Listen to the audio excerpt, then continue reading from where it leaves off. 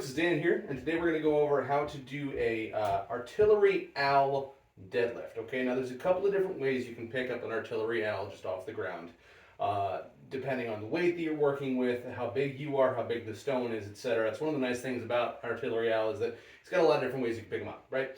So for this guy, it's a 100-pound model, all right? So it's not super heavy, but it's good for demonstrating the technique.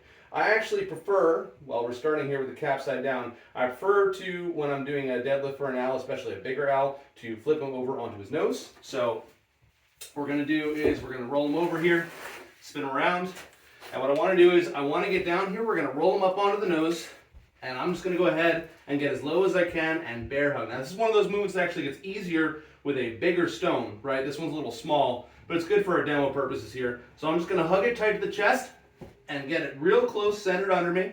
And then from here, deep breath, brace, and we're up.